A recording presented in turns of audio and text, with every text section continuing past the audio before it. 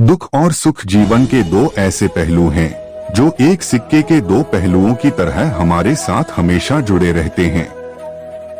यह संसार विरोधाभासों का घर है, जहां दुख और सुख का अनुभव करना हमारे जीवन का हिस्सा है।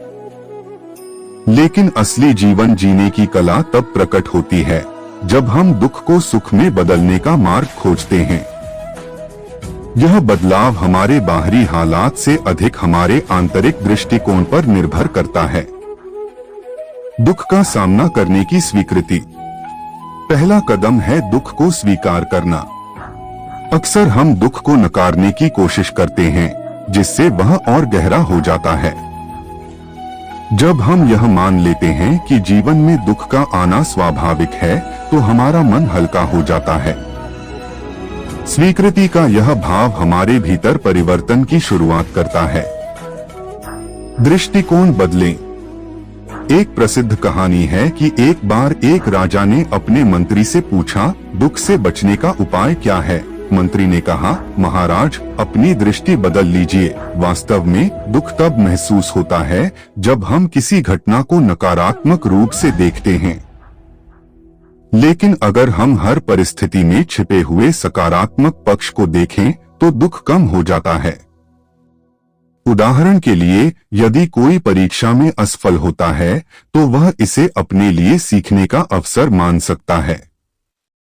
यह सोच कि यह असफलता मुझे और मेहनत करने का मौका दे रही है, हमारे मन को शांति और ऊर्जा से भर देती है। श्री कृष्ण के उपदेशों से सीखें। भगवद गीता में श्री कृष्ण ने अर्जुन को यही शिक्षा दी थी। उन्होंने कहा था, हे अर्जुन, सुख दुख, लाभ हानि और जीवन मरण में संभाव रखना ही सच्ची योग्यता है।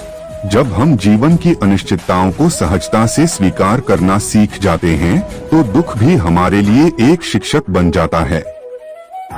श्री कृष्ण कहते हैं, जो व्यक्ति अपने कर्म का फल ईश्वर को समर्पित करता है और स्वयं को कर्ता नहीं मानता, वह दुख से मुक्त हो जाता है। आत्म कर्म करते रहना और फल की चिंता छोड़ देना जीवन को आनंदमय बना देता है। आभार व्यक्त करें। दुख को सुख में बदलने का एक सरल उपाय है आभार व्यक्त करना। जब भी आपको दुख का अनुभव हो, तो उन चीजों के बारे में सोचें जो आपके पास हैं। आपकी शारीरिक क्षमता, परिवार का प्यार और ईश्वर का आशीर्वाद, ये सब जीवन के अनमोल उपहार हैं। आभार की भावना हमारे भीतर सकारात्मक ऊर्जा का संचार करती है। ध्यान और प्रार्थना का सहारा लें। ध्यान और प्रार्थना हमारे मन को शांत और संतुलित करते हैं। जब हम नियमित रूप से ध्यान करते हैं, तो हमारे विचारों की गति धीमी हो जाती है और हम वर्तमान क्षण का आनंद लेने लगते हैं। दुख का कारण अक्सर भविष्य की चिंता या अतीत की यादें होती हैं। लेकिन ध्यान हमें यहाँ और अभी में जीना सिखाता है। प्रार्थना भी आत्मा को गहराई से संतोष प्रदान करती है। जब हम अपने दुख को ईश्वर के चरणों में अर्पित करते हैं, तो हमें अद्भुत शांति का अनुभव होता है। दूसरों की सहायता करें। दुख को दूर करने का सबसे अच्छा तरीका है दूसरों की मदद करना। जब हम किसी जरूरतमंद की मदद करते हैं, तो हमारा ध्यान अपने दुख से हटकर दूसरों की भलाई पर केंद्रित हो जाता है। यह कार्य न केवल हमारे दुख को हल्का करता है, बल्कि हमें गहरे स्तर पर सुख का अनुभव कराता है। जीवन को सीखने का अवसर मानें। जीवन एक यात्रा है और हर परिस्थिति हमें कुछ न कुछ सिखाने आती है।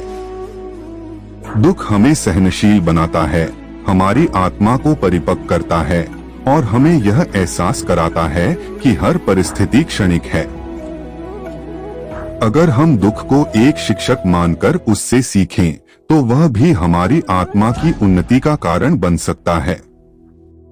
सच्चे सुख का स्रोत पहचानें। अक्सर हम सुख को बाहरी वस्तुओं और परिस्थितियों से जोड़ते हैं, लेकिन ये सब अस्थायी हैं। असली सुख भीतर से आता है। जब हम आत्मा की शांति और संतोष का अनुभव करते हैं, तो बाहरी परिस्थितियां हमें प्रभावित नहीं कर पाती। श्री कृष्ण कहते हैं, जो व्यक्ति आत्मा में स्थित है वह सुख और दुख दोनों में समान रहता है। इस आत्मज्ञान के माध्यम से हम हर स्थिति में संतुलन और शांति पा सकते हैं। समय का महत्व समझें। यह सत्य है कि समय हर घाव को भर देता है। किसी भी कठिन परिस्थिति में हमें धैर्य रखना चाहिए। समय के साथ दुख का एहसास कम होता है और जीवन में नए अवसर सामने आते हैं। आशा और विश्वास बनाए रखें। अंत में दुख को सुख में बदलने के लिए यह आवश्यक है कि हम अपने भीतर आशा और विश्वास बनाए रखें। यह विश्वास कि यह समय भी बीत जाएगा हमें हर कठिनाई से उबार सकता है। दुख और सुख दोनों ही जीवन के आवश्यक पहलू हैं, लेकिन यह हमारे हाथ में है कि हम अपनी सोच और दृष्टिकोण से इन्हें कैसे देखते हैं। जब हम अपने मन को सकारात्मक और शांत रखते हैं तो दुख भी एक नए अनुभव का कारण बनता है। याद रखें, हर अंधेरी रात के बाद एक सुनहरी सुबह जरूर आती है।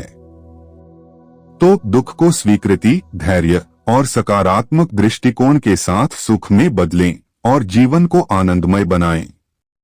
अगर आपको यह विचार अच्छे लगे हों और इसने आपके मन को शांति या प्रेरणा दी हो तो कृपया मेरे चैनल को सब्सक्राइब करें। आपके एक सब्सक्रिप्शन और लाइक से मुझे और भी ऐसी कहानियां और विचार आपके लिए लाने की प्रेरणा मिलेगी। धन्यवाद।